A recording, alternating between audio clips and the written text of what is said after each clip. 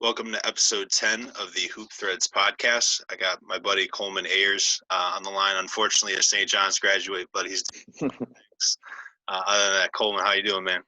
I'm good, man. Trying to stay safe, stay healthy. How about yourself? Yeah, I know it must be crazy down there in Florida. So, tell the people how you got here. Take us through your journey. Yeah, man. So grew up whole life in DC. Always pretty much around basketball since a young age. Pretty much took the regular route up through middle school, high school. Like you said, I chose to attend St. John's.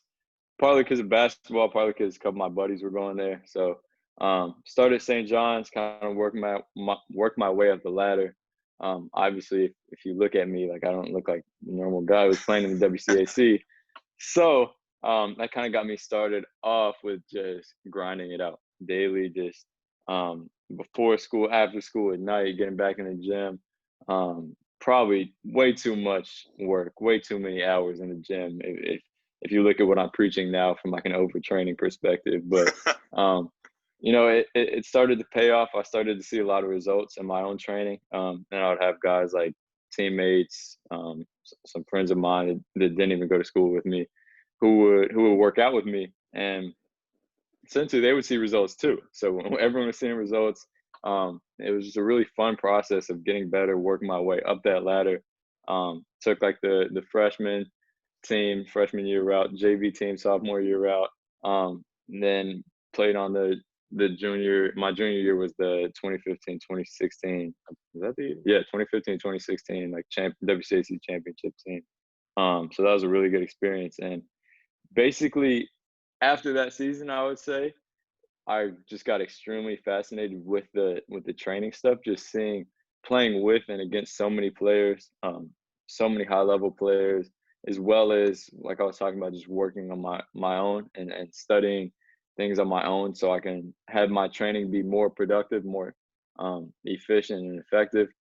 That was kind of a perfect storm for me to get into like learning about how to train basketball players and how to train players for like athletic performance. So basically just a quick version of how by any means started was I was on the way to an AAU tournament going into the senior year. So I was like 16, maybe 16, I think. Basically I was breaking down film for myself, like looking at Steph Curry highlights, just like his step back, breaking down film on my laptop in the car going up to like, Lancaster, Pennsylvania for an AAU tournament.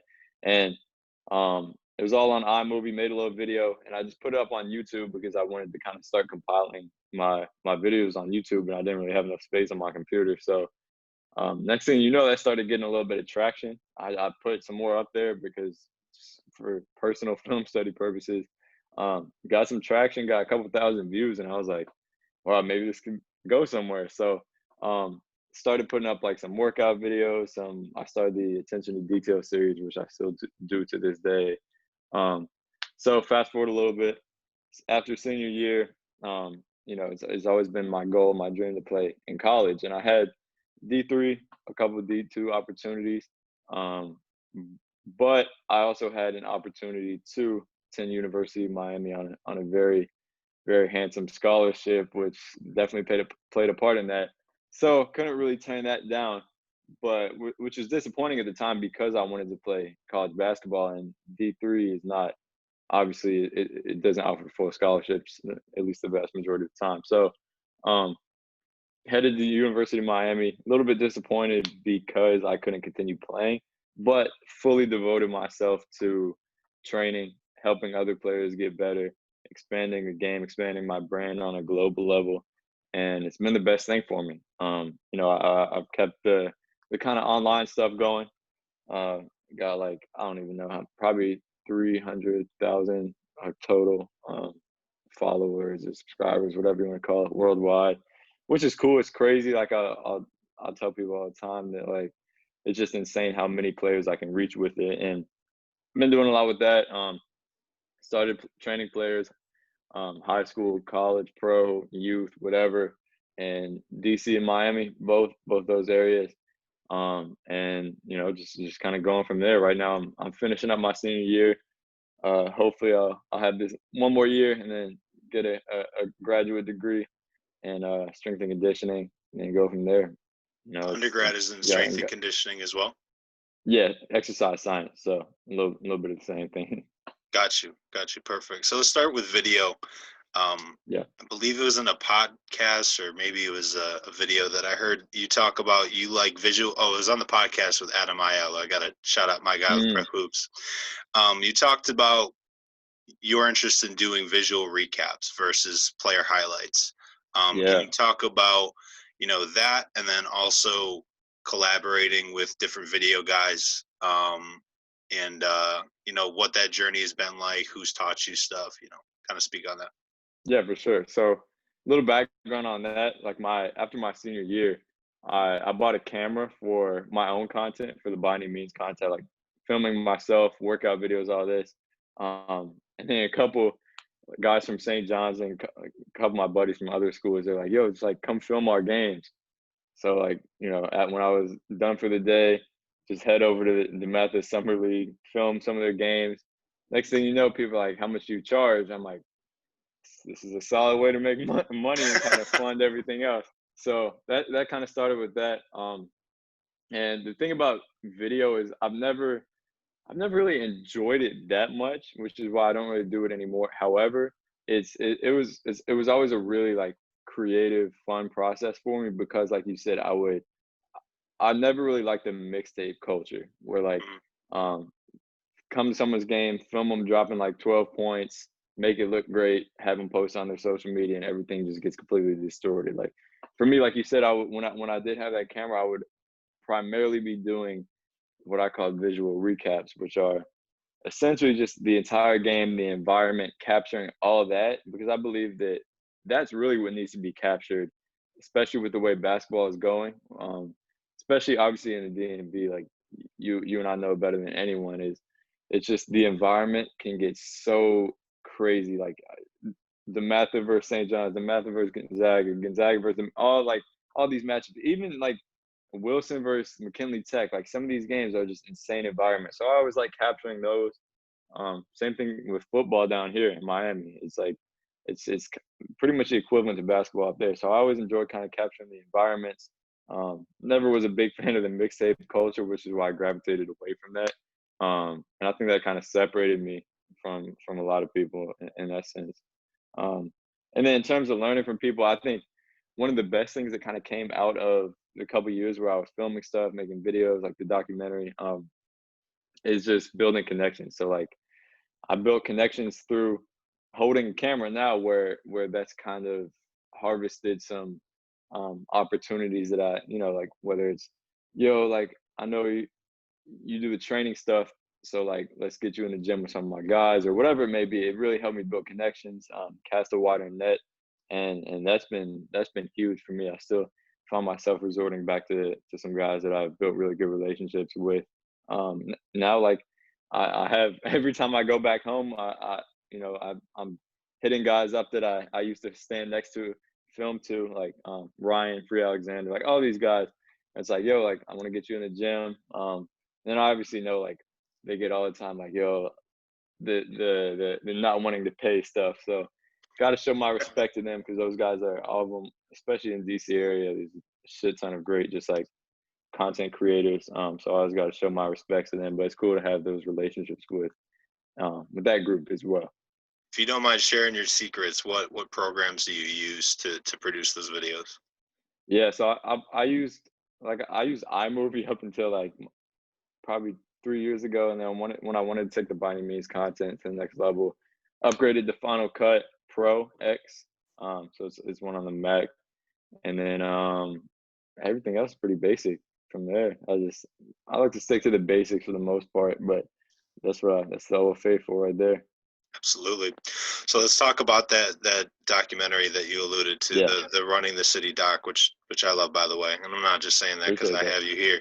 I thought you were able to put together a lot of content. I mean, just from the last 2 years, and put it into a nice short clip. I heard on Adam's Yeah, pod that you wanted to include a lot, but also you take the attention spans of your audience into yeah. consideration, and tried to keep it to a half hour. So what went into that? How was it received? And what did you learn from that experience? Yeah. So, kind of going back to the origin of that, I was I was just hitting a bunch of games, like, cause like I said, like the connections I built in high school is like knowing these guys. They'd be like, "Yo, come out film," um, and then, like I said, the environments are just insane. Like, and it's always been kind of a question for me, or something that I've thought deeper about, especially once I got down here to Miami and saw like the contrasting natures of basketball culture down here, which is like it's something that I'm definitely trying to build up. That's one of my goals is to build up the basketball culture in Miami. But you see all the pros down here, John Wall, LeBron, they're all working out at the U. But at the high school level, there'll be like 2, 3 guys in the whole city to go D1 each class, and the games will be pretty like there's seldom a game that's like really packed, really hyped up.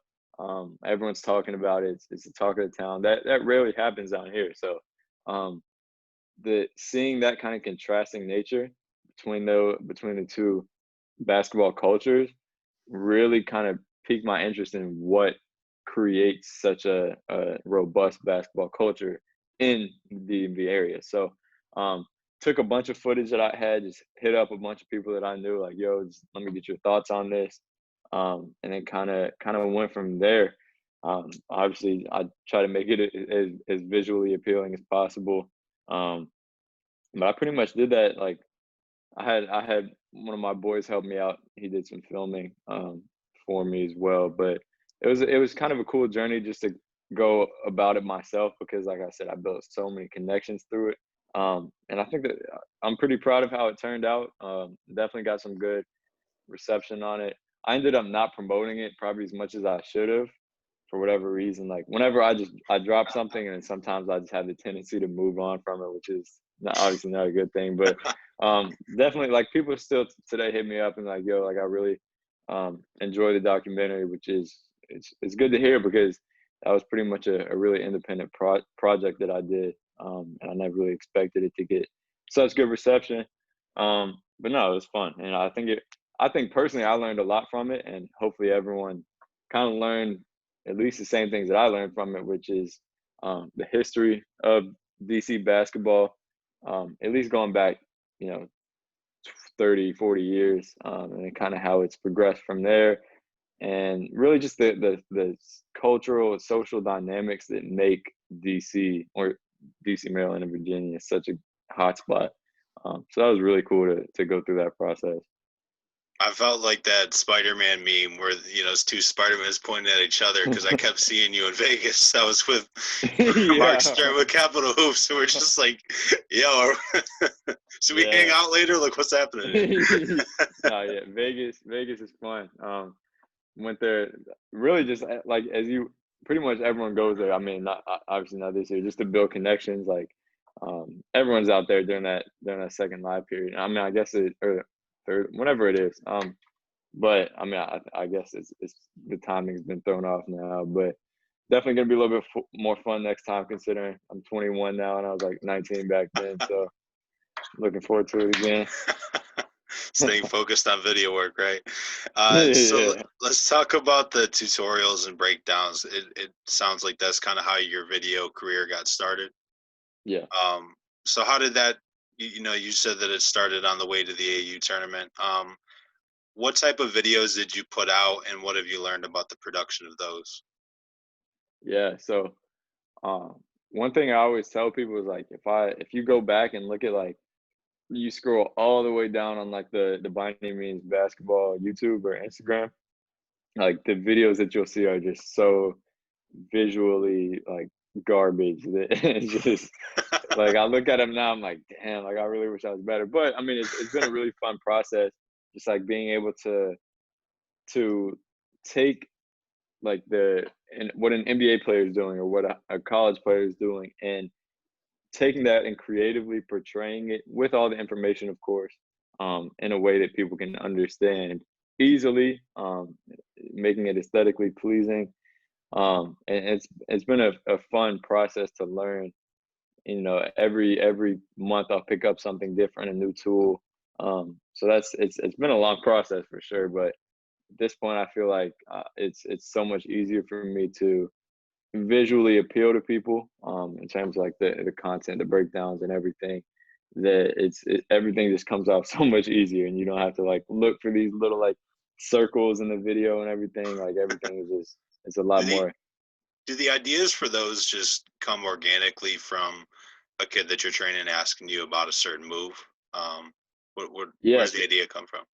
that's a good question. It comes from, a wide range of places. That's definitely one place where it'll come from. So like if I see a player that's like one of his go-to moves is whatever, we'll get in the gym, work on it, and that's how I learn most stuff, is just through myself. Like obviously watching film, NBA college guys, but really just experimenting with players that I'm training, and then applying that and putting it out there for everyone to see, which is kind of a cool thing that I can get like an in-person dynamic with that player, and then also translate what I'm teaching them to, um, you know, however many people on a global scale. Other things that it'll come from. Sometimes I'll just be watching an NBA game and I'll be like, well, there's something that I need to break down. I, Recently, I mean, especially last year or two, I've really started to start reading like research from strength and conditioning professionals and everything.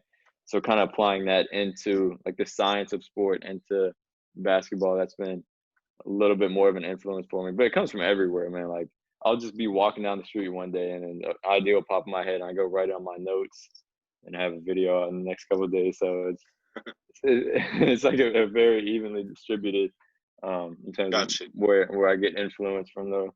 Along those lines, what are some underrated Instagram followers or follows rather? Guys, maybe trainers or basketball video producers, or who give the people a couple good ones. Yeah, so got to go with one, my boy Yosef, at Value Basketball.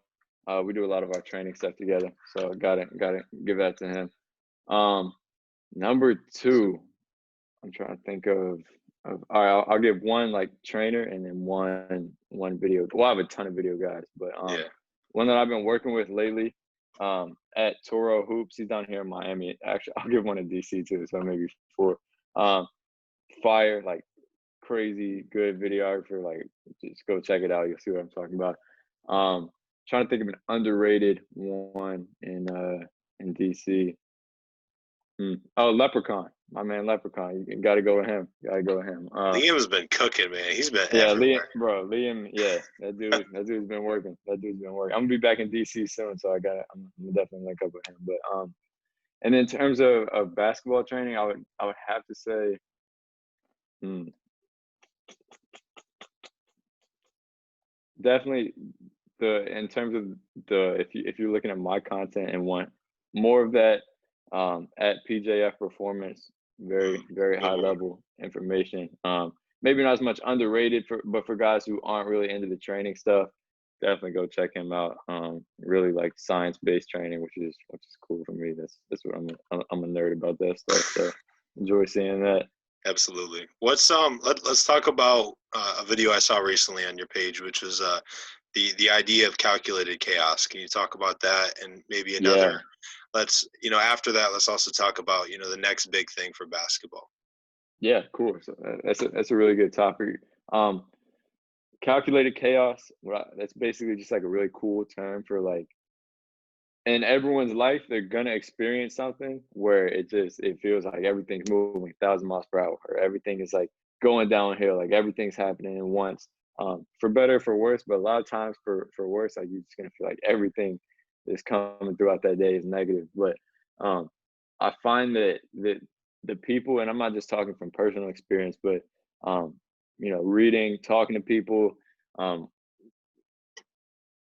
understanding where people are coming from, I would say the people who really are able to make it out of those situations or those phases, those periods of time with a blessing or with like a positive outcome are the ones that are able to stay really level. So, and this is what I mentioned in that video, is just not getting too high, not getting too low. Because everyone knows where you can get a really good break in your life. You get up high, next thing you know, boom, something bad happens. Happens to everyone. It happens in a wave. So, the more you can stay close to that baseline of just focused, locked in, tunnel vision. Instead of getting too high or too low, that's kind of how you calculate your next move through this chaos or through this period of time where everything's moving 1,000 miles per hour. But if you stay level-headed, obviously definitely give yourself a little bit of time to celebrate or whatever. But the thing that I really try to emphasize here is just, be able to focus on those next steps rather than just getting caught up in everything around you. So that's pretty much calculated chaos. Pretty much is like a very short term I coined for that very long description right there. I like it. Yeah. So let's talk about maybe one direction you think basketball is going to go in. Like the switchable big is kind of the newest rage. What do you think's up next? Yeah, I think I mean, and it's already going this way. You see guys like Luka, Steph, who are not physical specimens. Well, personally, I would say they're physical specimens because of how basketball specific athletic they are. Yeah. But from the naked eye, they're not athletic specimens. Like they're not jumping out the gym. They're not getting on Sports Center top 10 for their poster dunks nightly. They can do that, but it's definitely not at the forefront of the game. So I can't remember who I was talking to about this the other day, but we were saying like, all right, so everyone back in the day for the most part were athletes. Like the skill level wasn't as high as it is now. Obviously there's undoubtedly a skill level back in the 90s, but Yep. the skill level right now is crazy. So you'll see the guys who are unathletic but extremely skilled dominating the league. So Steph, Luka, Trey Young, that is, all these guys who aren't particularly athletic. And then once you start with all these resources out here, between like being on social media, trainers are really expanding now. Like there are a ton of really, really good trainers out there. Once the athletic guys start to get as skilled as guys like Steph and Luka and not rely on their athleticism, I think that's going to take the game to the next level, because right now the skilled and athletic guys are once in a lifetime guys. LeBron, Russell Westbrook, even once these guys start to get skilled as Steph, Luka, Trey Young, all these guys it's gonna be insane. Like Yeah. I'm very excited to see how that's gonna go in probably 5-10 years. It kind of drives me nuts sometimes that people think that they talk about Steph Curry like he's not athletic. Yeah, and I'm like, you guys should try running around screens for 38 minutes a game. yeah, exactly. And staying on balance with like 6'8", 220-pound guys pushing you around screens, and you're able to still cut tight to those screens. Like that's impressive, man. But there's definitely a lot more to athleticism than just balance and how fast you can get up the court. And his footwork is crazy too. Oh, hell yeah. Let's talk about your relationship with the kids that you train, like Jordan Hawkins, and how does that progress and how does that communication evolve over time? Because I'm sure when you intense, you're not to that. Talk about how that has evolved, and then also how much you talk to them off the floor and what your relationship is like with them. Yeah, so at first, when I first come in the gym, it's more of a straight to business kind of approach. It's I'm not really the type of guy to come in and immediately start trying to like crack jokes and relate to guys. Like that's gonna come. I think if you show players that you're being empathetic, that you're really with them for the long term, and they're going to start messing with you. They're going to start, joking around with you. But at first, I think the main approach to me is come in, talk business, talk basketball. So, like, what do you feel like you need to work on? Where were you at last year? How have you improved? What have you done in the past? All this stuff. Really start to understand them as a basketball player, and then kind of indirectly start to understand them as a person, as a human. And I think that comes just in the best way, the most efficient, the most effective way is just through training them, just putting them through workouts, seeing how they persevere through certain things.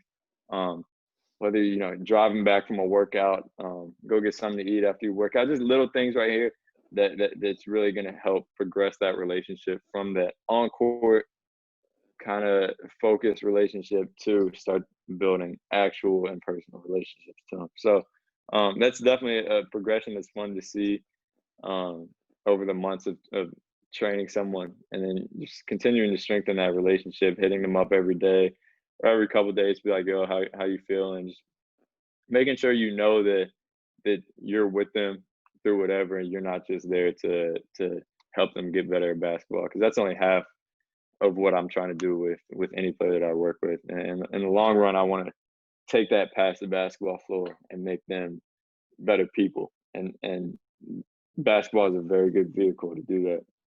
Absolutely. So continuing on the relationships, you've Mm. been very vocal about, the Black Lives Matter movement and, some of the, issues with race in this country. As a white man working in a diverse space, what type of conversations have you had with your athletes, and what has that been like? Yeah. So the first thing that I started doing when I came back to well, I came back to Miami. That was kind of when all the quarantine stuff got lifted for the most part, for better or worse. But um, I don't even want to get into that conversation. But so as soon as I started training players down here, I would say that was two, three, 2, 3 weeks maybe after everything George Floyd's killing kind of set everything off. Yeah. Um, so everything had, I don't want to say cooled down a little bit, but it wasn't like as prevalent, like in the first couple of days after first week or two, which is awesome. Like literally everything, social media, everything that you were thinking about was that topic. So I would say a week removed from that is when I really started. That was when I started really being able to get back in the gym with guys, and I'll make sure the first thing when I link back up with any of my guys, whether they're eighth graders and ninth graders, some of these guys I work with are that young, or like college guys. I'm I wanted to see what they were thinking about. I don't want to obviously like one. I'm not the one to tell them how they should feel.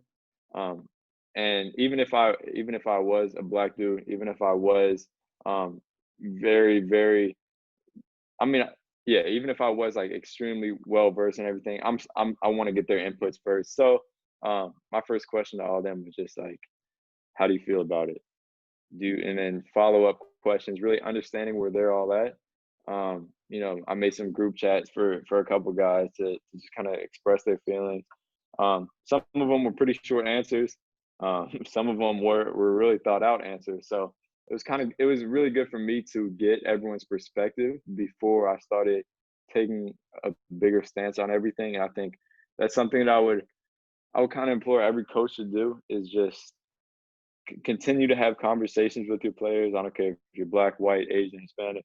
Continue to have these difficult conversations with your players, because it's easy to talk about. Oh, like you saw, I guess when the NBA starts up, that's why they didn't want it to start up, or why some people didn't want it to start up. You'd be like, yo, you saw like James Harden had 30 last night. That's easy to talk about. What's more difficult to talk about is social justice, the injustices that are happening every single day in front of their eyes, and continue to open their eyes to that, continue to open their eyes onto how they can make a change as athletes. Because today, more than ever, athletes have an insanely large platform. Even at the high school level, dudes have a platform. Even trainers have a platform now. So if we're not using that, and if we're not teaching our athletes, not teaching, but at least kind of pushing them to use that platform and to get educated and to do stuff for their community, I think we're selling our platform short. Absolutely.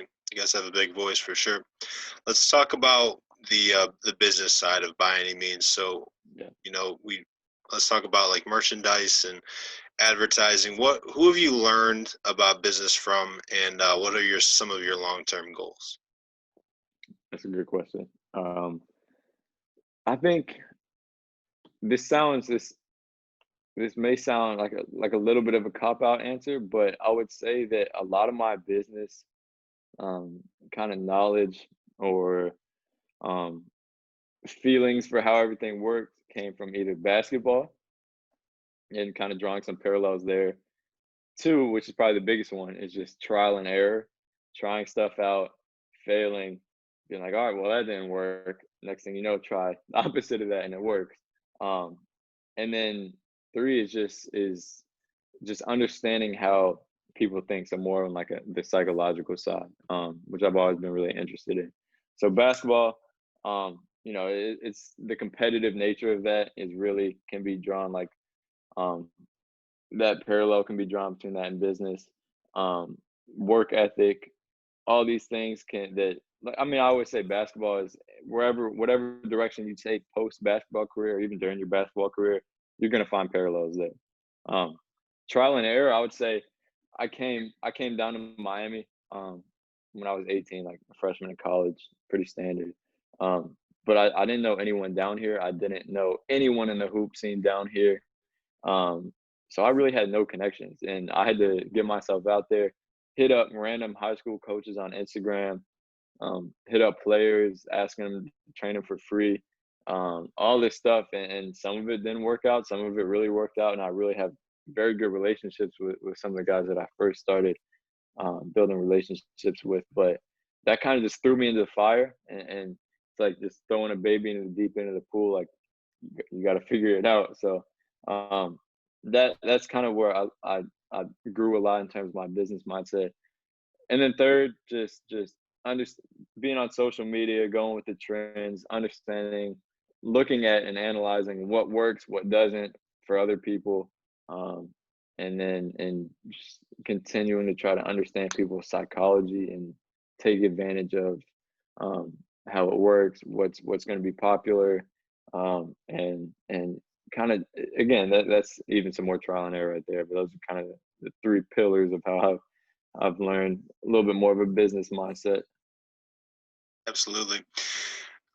Let's talk about opening a new gym and training facility during Corona, and how crazy that's been, and kind of what your vision is like for that in the future. Yeah. So, a little background on that. So we, it's crazy. So we were trying to find a house down here, right? Because lease ran up, whatever. So we're like, all right, we're gonna get a place with a garage, and this little garage, like I don't know how many square feet it is, but we're like, this is gonna be the investment for the it's gonna be a big investment. So that garage and in my house right now is like that's I've been there every day training 3-4 guys a day. Actually, I don't want to say all that because technically I don't know what the restrictions are on training guys right now. But um, it's especially once God willing coronavirus dies down a little bit. I think we're just gonna be full out with that. And then it's kind of a precursor to opening like the real facility. And when I say I'm referring to Joseph and I. Like we do a lot of our stuff down here in Miami.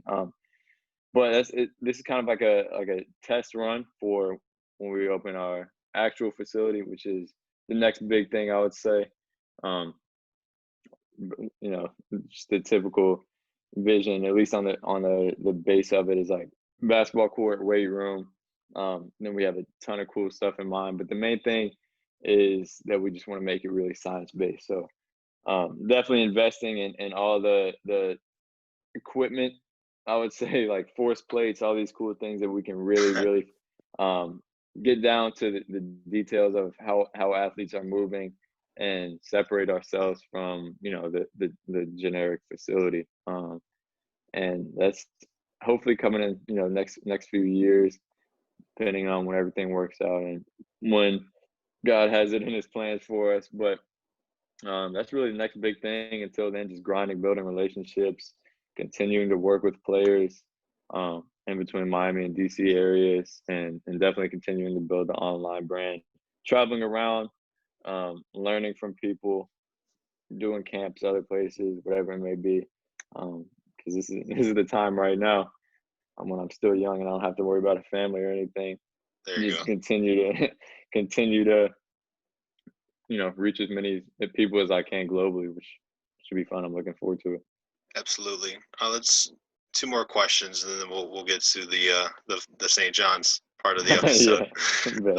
So let's talk about, how do you manage all your time? Because I feel like I've seen you, on the court, filming something, and I'll talk to you, and you'll be on your phone for a second. You're like, oh yeah, I just got this shipment of merchant from China, and then I gotta call this person, and then I'm gonna train someone later today. And I'm like, how do you do all of this in college? Yeah, I think one is just passion. Like, when I Probably not a lot when of I'm sleep too. yeah, definitely that. Even though I do preach a lot about sleep to my players, but we'll say that I'm a little bit hypocritical on that one. But they're not doing as much as I'm doing, so like There you go. they don't have an excuse. I do try to get a good amount of sleep, but sometimes it doesn't work. I think it is passion, like spending less time, sitting on my phone, even though that is. I mean, I can be doing productive things on my phone. I could also just be, messing around on my phone. So less Yeah. time with the latter of those two. And then also it's just learning to, I don't want to say multitask, but being able to focus on two different areas at not once, but like right after another. So like you said, like I'll call someone about one thing, and then I'll be on the gym, like in the gym 5 minutes later with a player talking about something completely different. So being able to shift that kind of mindset from, talking to someone about school or like literally being in class, shifting it right to getting this player better or whatever it may be. Just being able to make that quick gear shift, I would say that's big. So there's not much gray area in between. But man, I pride myself on working hard, really, really giving everything I got, and then just trying to cut out. I don't want to say the fun because everything I do is fun, but cut out a little bit of the bullshit. But I mean, also, I mean, there's always time to have fun. So I definitely do like to take some time for myself. Sometimes I think that kind of evens everything out, finds a balance, and allows me to really go hard when I need to. So yeah, again, trial and error, just figuring out new techniques to just work my ass off. Absolutely. So unfortunately, got to talk about the cadets. So give me your St. John's dream team. All right, so I got you on this one because I'm just going 2015, 2016 championship team right here. Okay. So yeah, so that forget was recent players, huh? So Ant, Jeff, Juan, Richard, Ish, Casey, like that team was Kwanzi. That team was fucking loaded. Like I don't even I don't even need to look any further. Obviously, they're Chris Wright. Like I could go on and on with that list. And then recent players as well. But I'm gonna just take that answer to directly to that 2015, 2016 WCAC championship team. Yeah, that was definitely a squad. You stayed away from evaluating and tweeting about guys, that a lot of people, especially in the video space, do, especially in the training space. Is that intentional?